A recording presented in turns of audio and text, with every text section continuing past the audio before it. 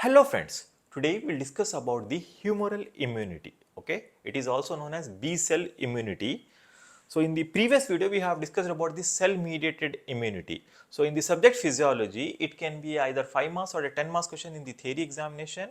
Also it is very important clinically the mechanism of the humoral immunity. So basically what exactly it is. So see, humoral immunity is when an antigen or a toxic substance enters in our body, a bacteria or any other substance which enters in our body. In response to that, our immune system will produce antibodies. Okay, will produce the antibodies and they will destroy that foreign antigen or the toxin.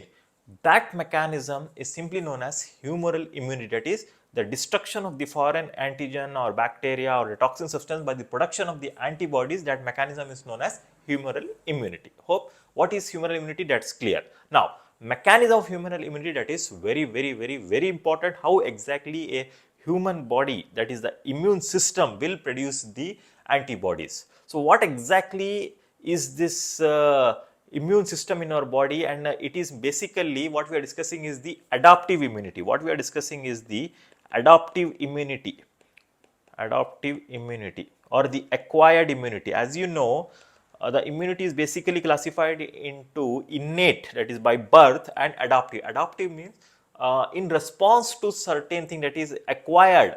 This immunity is acquired. So this is again of two types. The one is cell mediated immunity, another one is humoral, which we are discussing today. Cell mediated we have already discussed. Okay, cell mediated we have already discussed in previous video. So those who have not seen that particular video, I just request them, please go to the playlist in our channel, playlist of the subject physiology or immunology. You will get that video of cell mediated immunity. Now we will be only concentrating on the humoral immunity. However, both are interlinked, but today we are only discussing about this humoral immunity, which is a part of the acquired or adaptive immunity, that is production of antibodies, how antibodies produce and how they destroy the bacteria. Okay, now let us start the mechanism. Now consider this, as a bacteria. Okay, just I am drawing a rough bacteria. So it has entered in our body. It can be either oral route, nasal route, or whatever route. It has entered in our body. Okay, now on the surface of this bacteria there will be certain antigens present. Now, what is an antigen? So antigen is any foreign substance, okay, any foreign substance or a toxic substance which enters in our body, either toxins or bacteria. We'll take an example. Bacteria is an antigen. On the surface of that is an antigen, right? Now antigen is basically, it can be a high molecular weight compound. Okay, it's more than 8,000 molecular weight, and it is basically chemically made up of proteins or polysaccharides, right? Again, on the surface of the antigen, this antigen molecule, there is one molecular configuration that is known as epitopes. So what is this epitopes? Again, it's a part of an antigen itself. So it is known as antigen recognizing site. So on this site, activated T cell or activated B cell or immunoglobulins or the antibodies can bind to this. Okay, that's known as epitopes. Anyway, so if a bacteria which has a surface antigens enter in our body, what it will do is, after entering, first and the foremost thing is it leads to the inflammation at this site. That is inflammation, and it will be phagocytized by either by the neutrophils. First thing is neutrophils. So first neutrophils will phagocytize this bacteria. Okay, neutrophils will phagocytize this bacteria. Consider this cell as a neutrophil. So what it will do is that will phagocytize this bacteria which has the bacterial antigens, and after this they form a phagolysosome and all. So ultimately after phagocytosis, this free bacterial antigens enter in our body. Okay, either through lymphatic channels or through the blood circulation. It will go to the nearest lymph node where the lymphocytes are present, either in the lymph nodes or in the lymphoid tissues. So this basically the main cells are lymphocytes. Okay, either B cells or T cells. So they will enter into the either, as I said you, in the lymph nodes or the lymphoid tissues like spleen, thymus, and mucosa associated lymphoid tissues of the GI tract. Okay, so these lymphocytes are situated there. So this is by through the neutrophils. One more thing is one more this one is macrophage. One more cell. Macrophage is basically a monocytes. Monocyte is circulating in the blood, and it has, once it reaches to a particular tissue where they settle permanently, that is known as macrophage. Okay, macrophage again, it is a phagocytizing cell. So this macrophage also will phagocytize the bacterial cell or the antigen.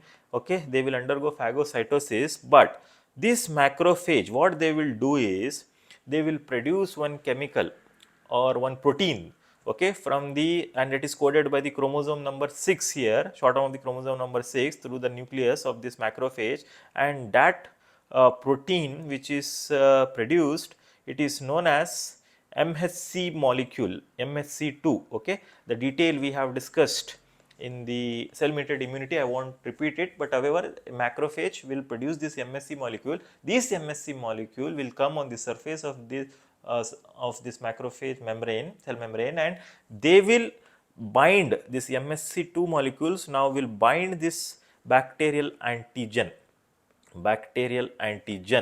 okay, and they will bring that antigen to the nearest lymph node where the lymphocytes are present, okay, or nearest lymphoid organ. So in the lymph node, different types of the lymphocytes will be there. Few will be T lymphocytes, few will be B lymphocytes, okay, few will be T, few will be B lymphocytes, okay. Now what is T, what is B lymphocyte? T lymphocytes are the lymphocytes which are processed in the thymus gland, okay. So basically these B and T lymphocytes are the lymphocytes which are produced by the progenitor or pluripotent stem cells. So these stem cells before birth, they are developing, and during the course of the development, the lymphocytes which goes from the bone marrow, which goes to the thymus, and the development takes place known as T lymphocytes, okay, and it leads to cell mediated immunity that we have discussed. Now only the B lymphocytes. So the lymphocytes which developed in the bone marrow in the adult life, that is known as B lymphocytes. So in the early fetal life, that is the mid fetal life, these B lymphocytes are like processed in the fetal liver. Then in the later part of the fetal life and the early part of the post fetal, that is the early childhood, like after birth. So the B lymphocytes develop take place in the bone marrow, okay. So why their name given is B lymphocyte is because it was first discovered in the birds. The organ in which it was developed, it was known as bursa of Fabricius. That's why it is named as B lymphocytes, okay. Hope it is clear what is T lymphocytes, what is B lymphocytes. Now in the lymph node or lymphoid organ, both T and B lymphocytes will be there. Again, on the surface of the T lymphocyte, there is a receptor known as T cell receptor. They are known as T cell receptor. Similarly, on the surface of the B cell, there is a receptor known as B cell receptor. Okay, I'll just take this B lymphocyte outside and just draw it. So on the surface of this B lymphocytes, or B cell, there is a B cell receptor, and this B cell receptor basically it is an immunoglobulin, either of IgM or IgD type. Okay, there are 5 types we will discuss now. So this is known as B cell receptor. Now there are so many B cells or B lymphocytes will be there, but once this macrophage which is presenting this bacterial antigen to T cell as well as the B cell into the lymphocytes, this bacterial antigen can't bind to the receptors of the T or B cells. All T or B cells, they can bind only to the specific B or T cells which has the same configuration. You know, there are so many T cells and so many B cells will be there. On the surface, the receptors will be this one, B cell receptor and T cell receptor will be different, right? So if the foreign body or the bacterial antigen or a toxin which has the same configuration on the B cells, then only it will bind. So there are so many B and T lymphocytes in our lymph nodes or the lymphoid tissues which can bind only specifically to the that one. It is known as clonal selection. So this bacterial antigen will search for the different B and T lymphocytes which has the same configuration. Okay, for example, suppose this bacterial antigen is from causing the typhoid, that is the Salmonella typhi. This Salmonella typhi can't bind to this B cell because the configuration is not same. So it can bind only to the similar type of the configuration or the shape which it is destined to bind. Okay. So in our human body there are so many thousands or millions of that different types of the B lymphocytes are there. So it will search for that its configured receptor, and ultimately it will bind to that B lymphocyte. Okay. So to make this point more easy, just imagine this B lymphocyte, this bacterial antigen is of star type, right? Star type. Few bacterial antigens will be suppose triangular type. Just I am telling hypothetically, few bacterial antigens will be like a square type. Okay, the structure of that. So now they will search for this B cell and T cell receptor which can accommodate this type of the bacterial antigen. So on this, suppose this can bind only triangular type. Okay, suppose this B cell can bind only square type, only square type. Okay, and this B cell can bind only the star type. Okay, so if suppose it is a star type, it can bind only to this B cell, not this B cell or this B cell or any other B cell. Understood? So the configuration of the antigen should match with the receptors of the B cell or T cell. So simultaneously both B and T cells are activated. We will just concentrate on the B cells. When the B cells are activated, what will happen now? So this once the bacterial the clone is selected, now B cells get activated. After the binding of this bacterial antigen on the B cells, the inside that one protein CD79 protein gets activated, and it sends the signal to the nucleus of the B cell to undergo mitosis and the development. Okay, so that is the process of mitosis and development. But this is not enough for the mitosis and development. Now B cell also gets help from the T lymphocytes. Okay, T cell, as you know that we have already discussed about this in cell mediated immunity, that is the CD4 cell or the T helper cells. So this T helper cells ultimately during the course of cell mediated immunity, they will produce interleukin 4 and interleukin 5. Interleukins means these are leukocytes. So the chemical substances which communicates between the two leukocytes are known as interleukins. So interleukin 4 and 5, they act as a B cell development factor and B cell maturation factor. So they will bind and stimulate this B cell for the process of mitosis, that is known as clonal proliferation. First was clonal selection, then clonal B cell proliferation, that is the second step. So multiple B cells will be produced. Okay, so after this multiple B cells are produced, okay, multiple B cells or the B lymphocytes are produced due to the with the help of the T lymphocyte interleukin 4 and 5, the cytoplasm or the cell size will enlarge. Okay, there will be increase in the cytoplasm, the cell size of this B lymphocytes enlarge, and they look like a lymphoblast. Then they will get converted into plasmablast and ultimately into a cell known as plasma cell, a larger cell known as plasma cell, where there is a cartwheel type of nucleus. So plasma cells are produced. So during this like multiplication, that is this clonal proliferation, it will take nearly 4 days. So nearly 9 times this division take place, and each time it will be around 10 hours. So like that 9 times it will take division, ultimately roughly around 4 days it will take for the formation of the plasma cells. And this plasma cells, once it is developed, it liberates and produce the antibodies. So they will produce and liberates the antibodies into the blood. Okay, now each plasma cell is capable of liberating or releasing the antibodies with how much per second? Around 2000 antibodies per second can be released by a single plasma cell. Okay, so many antibodies are produced, and antibodies are of 5 types: IgG, IgA, IgM, IgE, and IgD. Okay, you can remember by the Debonic gamed. Okay, different types of the antibodies. So we'll discuss about different types of antibody in some other video. Right now, just remember there are these major 5 types of the antibodies. Now, few of the this one B cells will remain dormant or inactive. That is, they don't get converted into plasma cell and release the antibodies. They still stay as an activated B cell. These types of the B cell, it is known as memory cells.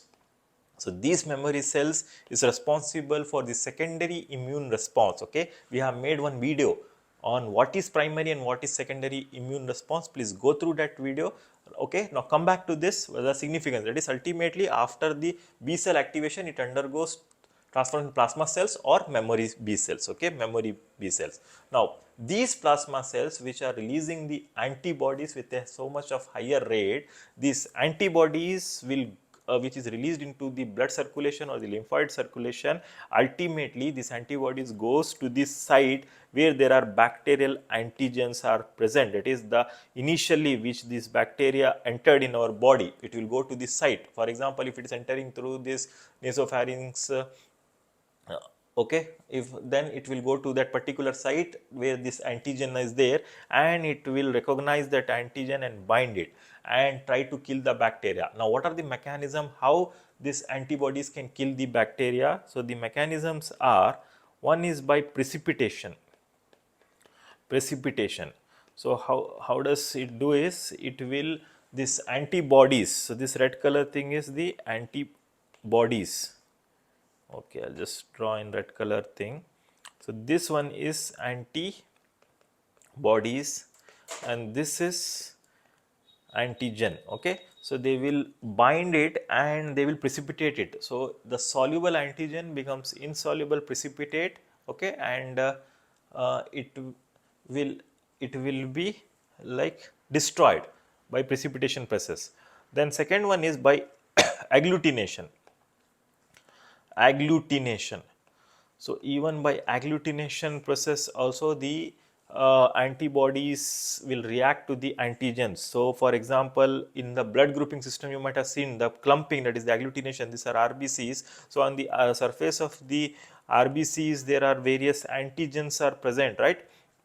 So the antibodies will bind to this RBCs. Antibodies will bind to the antigens this RBC and they form a clump. And this clump or the process known as agglutination will help the phagocytes so that it can be easily phagocytized, and that it will causes the destruction of that foreign body or the foreign antigen. That is the clumping or agglutination reaction. Okay, now the third mechanism is by neutralization. Third mechanism is by neutralization. So third mechanism is the neutralization. So the antigens, suppose this is a bacteria, on the surface of this bacteria there are this blue color thing is antigens. So these antibodies will neutralize the uh, antigens, that is the destructive antigens. They will bind to the active site so that it won't react to the body tissues. So it will neutralize the harmful effect. This process is known as neutralization. So by neutralization also it will help. So finally it will causes the lysis of the bacteria. So this antibodies has the capacity to causes the lysis of the bacteria once it is bind to the antigen. So how to remember this thing? The mechanism by which antibodies will kill the foreign antigen or the bacteria is by this precipitation, agglutination, neutralization and lysis. You can remember this term as PAN, like PAN card, PAN-L. Okay, this is by direct mechanism. Directly antibodies. But one more very effective method is with the help of, that is, complement proteins. So this antigens, that is this bacteria, okay, this is the bacteria, red color thing, and on the surface of this, these are the bacterial antigens, right? So this antibodies, this Y shaped, inverted Y shape which I am showing, this antibodies which combines to this bacteria. Now these antibodies will bind to one more protein. These are known as complement proteins. Okay, basically there are 20 complement proteins are there. Similarly, they are like a plasma proteins, but 11 are important. The they are from C1 to C9 and B and D complement protein. So 11 proteins are important. So what they will do is, once the antibody binds to the antigen, these complement proteins which are there in the plasma itself normally, they will bind in a sequence like a cascade of events, same like your this one, intrinsic and extrinsic pathway. Okay, how that coagulation factors, okay, once it is initiated they will bind to each other. So similarly, so this cascade of events takes place, and this C1 to C9, so different in classical pathway they will bind it. Okay, we'll discuss about this complement mechanism in some other video. Right now just remember, in a classical pathway, first thing is one complement protein will go and bind it, like a C1 will bind it, and after that C4 will bind, okay, then C2, then C3, okay, then C5, then C6, C7, C9. So in between this 4, 2, 3 and 5, they divides into some segments, 3A and 3B, okay, active form 3A and 3B, like C4A, C2A, C3A, C5A, okay. So that is the thing, and binding sites will be 5B. It divides into 4A, 4B, 2A, 2B, 3A, 3B, 5A, 5B. Okay, I am just telling uh, grossly, I am not going in detail. So ultimately they bind to each other, and this last portion, portion of the proteins mainly, which consist of C5B and C6, C7, C8, C9. So this is termed as MAC, that is the major attack complex. So basically these are the complement proteins. This is termed as major attack complex. So they will form one complex like this. Okay, I am just showing again roughly or grossly. So this will, like this, C5B, C6, C7, C8 and C9. So they will form a major attack complex like this proteins.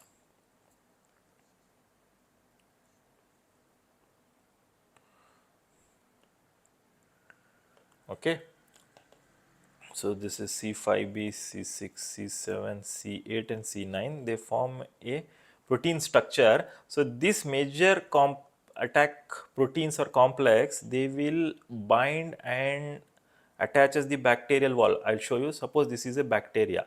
This is a bacteria. On the surface of the bacteria, there are bacterial antigens. This blue color structure, what I am showing is the bacterial antigens. Okay, on this antigen, it will bind now. These are the antibodies. Okay, with red color only I will show. These are the antibodies. These are the antibodies. Okay, on these antibodies, this complement system will form, and this last 5 structures forms the major attack protein, and these major attack proteins, they will form a protein structure like this. Then this will go and attaches the bacterial wall and causes the lysis of the bacterial cell wall, and it will cause the destruction of the bacteria ultimately. So this is how the complement will help the killing of the bacteria with the help of the antibodies. Okay, so antibodies, so complement will help the antibodies and antigen antibody reaction, and ultimately the bacteria is killed. So this type of destruction of the foreign organisms or the antigens or the toxins with the help of this complement system here, it is the indirect mechanism, and ultimately it is known as humoral immunity. Okay, one more final mechanism is by the process of opsonization. Opsonization. So what is this opsonization? So there are certain chemicals which are called as opsonins, like this complement protein C3b and even the IgG antibodies. So whenever there is bacteria, suppose there is a bacteria on the surface of this, there is an antigen, and this antibodies are attaches to this antigen, and this complement attaches to this, and complement is divided, so many proteins are there. One such protein is C3b. Now this C3b, which is binded to this bacterial antigen via this antibody, this C3b attract the phagocytes. What are the phagocytes? Like neutrophils or macrophages. So suppose phagocytes are there, these phagocytes will engulf this with the help of the C3b, that is C3b will attract that phagocyte so that phagocytes can effectively eat or engulf this bacteria and destroy this. Okay, that process is known as opsonization. So it helps in phagocytosis. So it's like they make this bacteria readily phagocytizable, that is they make this bacteria tasty so that the phagocytes can eat them, in simple words. Okay, so if there is no such C3b or IgG molecule, so it will be a bit difficult, that is this however there might be phagocytosis but not as efficient. So if this bacterial surface is coated by the C3 molecule or this IgG antibody, now the phagocytes can easily, they get attracted and they can phagocyte this thing very easily. That was known as opsonization, and these chemicals are opsonins. Many times they will ask what are the examples. C3b and IgG are the in vivo examples, or known as opsonins. Opsonins. Okay, so this is how the antibody production takes place and it will causes the destruction of bacteria. Just to summarize, what is humoral immunity? That is B cell immunity. So whenever a foreign bacteria or antigen enters in our body, in response to that the B lymphocytes produces the antibodies. Okay, and that antibodies causes the destruction of the antigens or the foreign bodies by different mechanisms. We have discussed that pan-L directly or through the help of complement or opsonization, and ultimately causes the destruction of the bacteria, and this mechanism is simply known as humoral immunity. Okay, hope you understood the mechanism of humoral immunity. Thank you.